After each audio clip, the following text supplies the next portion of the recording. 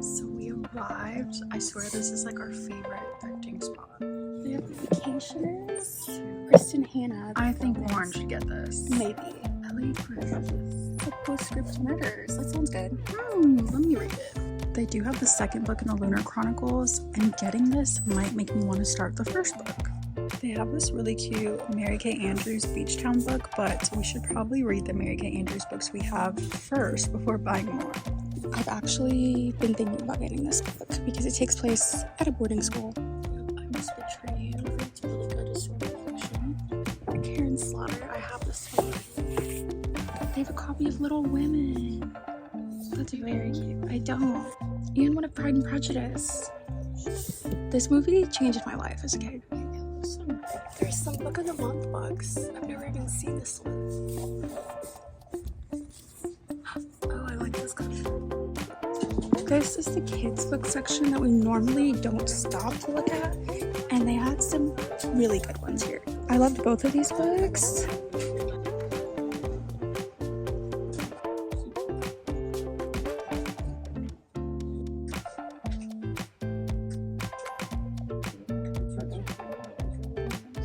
They have a book feed for $3. Husband Secret.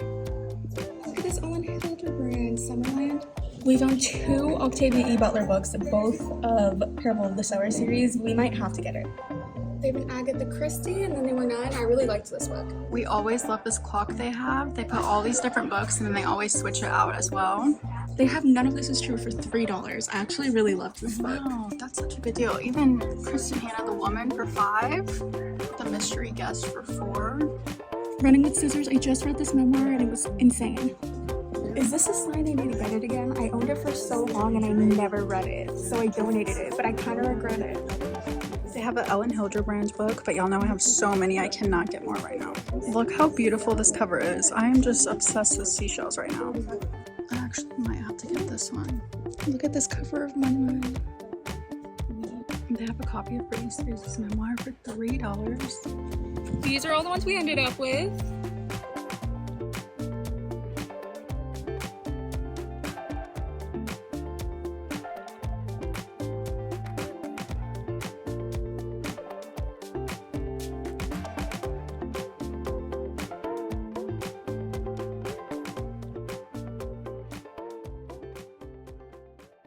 We just got back from book thrifting, so we thought we would show you guys all the books that we found. I'd say it was a pretty good thrifting day. First we went to our local thrift store, and I feel like normally they have better options. Like I wasn't finding much, but that didn't stop us from finding some to take home. I ended up getting the second book in the Lunar Chronicles series. I do have the first one. I just haven't read it yet, and I think owning the second book now will hopefully inspire me to finally start the series. And this has like a 4.1 on Goodreads. And I think that means it's pretty fantastic. I picked up The Similars by Rebecca Hanover. I love the cover, but I turned it around and the only thing I had to read was it's an elite boarding school and a secret society. You guys know I just recently talked about it, how much I love books that take place at a boarding school and have that type of plot.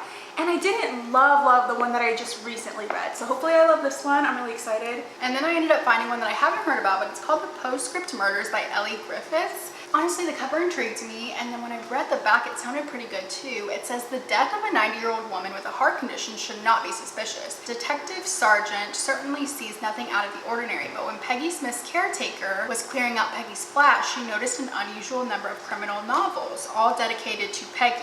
When a gunman breaks into the flat to steal a book and its author is found dead shortly thereafter, the detective begins to think that perhaps there is no such thing as an unsuspicious death after all, and then things escalate.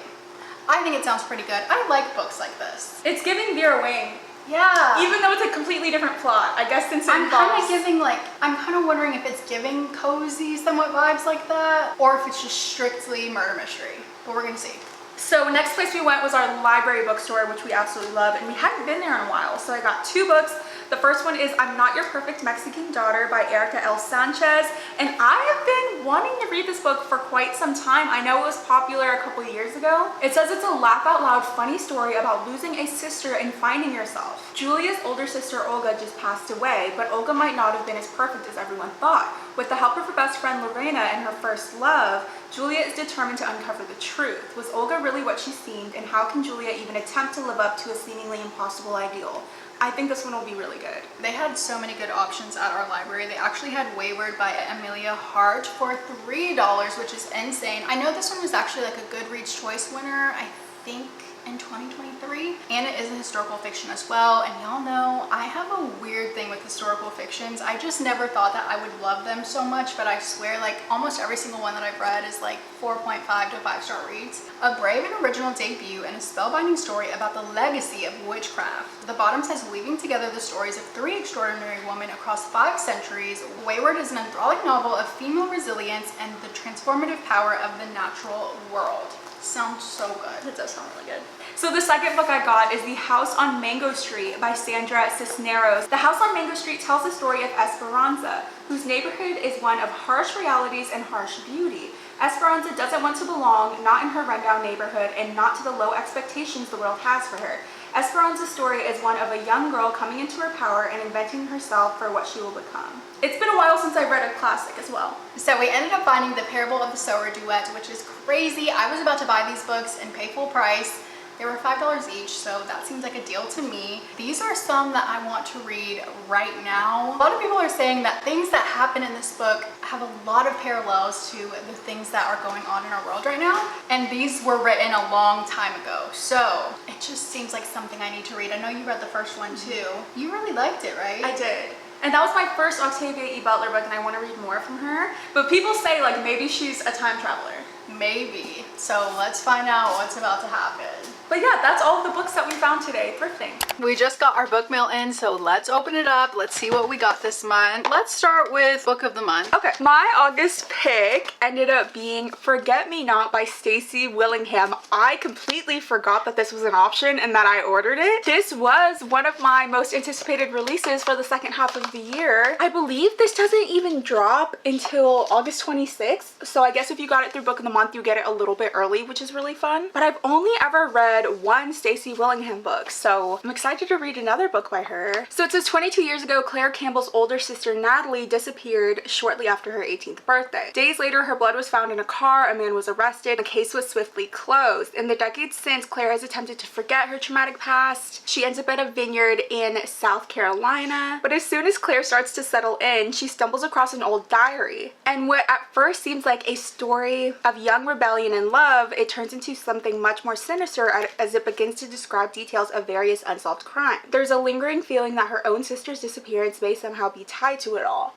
How? You gotta find out. I would actually be so mad if my sister went missing, the case was closed, and then I found a diary that made me think that's not actually what happened. I do love stories like that. I love a good mystery, so I'm hoping I like this one more than I liked A Flicker in the Dark, because I didn't love that one. The one I ended up picking was actually an add-on, and it's called The Other Side of Now by Paige Harbison. Very cute cover. At the front it says 2 lives and 1 chance to get it right. On book of the month it says, this is the magic tale of second chances. An actress discovers her long dead best friend still alive in another timeline. Please stop. Why am I gonna cry already? I love me a sad story. And this seems like a full adventure. So that's everything we got from Book of the Month this month. If you have not already joined and you want to, this is not sponsored, but we do have a referral link you can use, and that will get you your first book for only $5, which is such an amazing deal. We'll have that in the description.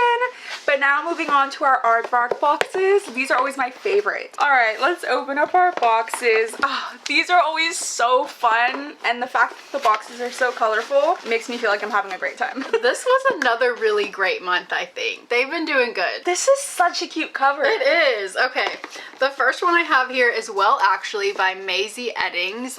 Look how stunning this is. This was actually one of my most anticipated releases for the year, so I was so excited to see that they had it. Has the boy who broke her heart become the man who will heal it? Oh, I love that. Sounds like Second Chance though. I know, but here's the thing. I don't know why a lot of people were saying it kind of reminded them of that girl who does the podcast videos where she like interviews famous people, and she interviewed Andrew Garfield, and like why did they kind of have this like, Amelia? Connection? Yeah, Amelia. I love her. Yeah, she's so cute. So I don't know, people were like, is this like fanfic of them, you know, kind of? I don't know. And that literally looks like him. Are they having chicken? Oh, no, I thought it was chicken shop date. Okay. They should be having chicken. Wait, that's kind of everything. I wonder if she knows. Eva Kitt never expected to be the host of Sausage Talk, interviewing B-list celebrities over wieners instead of pursuing the journalism career she dreamed of. When Eva publicly calls out her college ex for ghosting her, her videos go viral. It doesn't help that said ex is Riley Cooper, a beloved social media personality who has built a platform on teaching men how to be decent partners by deconstructing toxic masculinity. Now Eva's forced to confront him on a live episode of Sausage Talk, where Riley makes her a deal. Allow him to take her on a series of dates to make up for his toxic behavior and then debrief them all on his channel. Ooh, I don't know about that. Eva refuses to play nice but agrees to the deal to further her own career and continue deframing Riley's good name. But when these manufactured dates start to feel real, Eva has to wonder if the boy who broke her heart has become the man who might heal it. So cute. I can't wait to get into this. First book I got this month is The Once and Future Me by Melissa Pace, and this is another cover that I just absolutely love. And the top says, dark matter meets Girl Interrupted in this gripping psychological thriller about a young woman teetering on the edge of reality. That was enough for me to purchase the book. See, this sounds absolutely insane. Did you get this one? No. Okay, listen to this. Virginia, 1954. When a woman wakes up on a patient transport bus arriving at Hanover State Psychiatric Hospital, she remembers nothing of her life before that moment. None of the dark things she must have seen and done that forged her into the skillful and cunning fighter she is. Doctors tell her she's Dorothy, a paranoid schizophrenic committed for her violent delusions. She's certain they're wrong until disturbing visions of a dystopian future in which frantic scientists urge her to complete the mission and save mankind begin to invade her reality. So is this the truth, or is this woman actually like schizophrenic? She needs answers, but to get them, she'll have to harness the darkness inside her as she risks her freedom, her mind, and ultimately her life in this heart-stopping quest for the truth.